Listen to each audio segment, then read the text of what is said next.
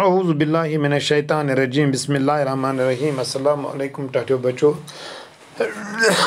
पोर रात नज़म अख्तर शिरियानी सं एक लड़की अत मज कह रात सवाल आमत खूबसूरत नज़म लिखम अत मज कह सवाल आमत सवाल जवाब लिखो बह पर सवाल तो जवाब तो पत लिखियो तुम। चिड़िया कैसी झाड़ियों में चहचहाती है। यम चर तम कमन जायन यसान चहचावन।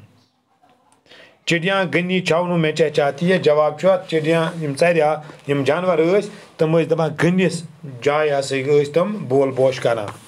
दूसरा बंद पढ़कर बताए कि लड़की अपने हमजोलियों के साथ कैसी जगह पर रहना चाहती है। दोयम बंद ये पारान आज लड़की वन बह पे हमजोली पे सहेलियन सत जाए पे रोजान पसंद करान।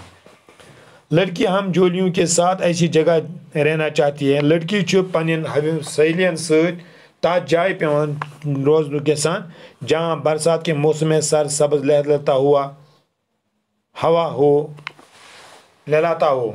ये बरसात मौसमस मज हवा लहलान बे और यार हवा फर कर और यार पकान ये चश्मन हज आबच आवाज सुरीली आवाज इंसान बोजान। ब्याक कोयल कैसे गीत गाती। कोयल कित गीत गा। कोयल कूकू की आवाज़ में दिलकश गीत गाती है। सोच करा कोयल कूकू कूकू अमी दिलकश आवाज़ सत गवान। ब्याक सवाल नीचे दिए गए लफ्ज़ों को खाली जगहों पूर कीजिए। खाली जगह पूर कर हमजोलियाँ चिड़ियाँ खुशबू कोयल जहाँ डैश डैश घुनेरी छावों में चहचहाती है।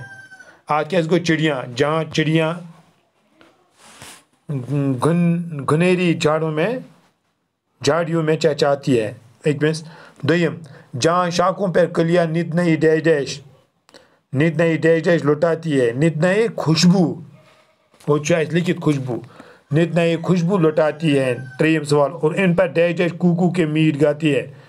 इन पर कोयल इन पर कोयल कूकू के मीट गीत गाती है। शायद कि ब्याक वहाँ मैं हूँ मेरी डैश डैश हूँ और झूला हूँ। वहाँ मैं हूँ और मेरी हमजोलियाँ हो। इच्छा ब्याक जोड़िए कालम अलिफ कालम बे चिड़ियाँ चहचहान। कोयल कर कूकू।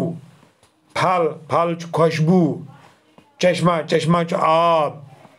बरसात सब्ज। आज गो ईद इंशाल्लाह गो सबस बे बाकी।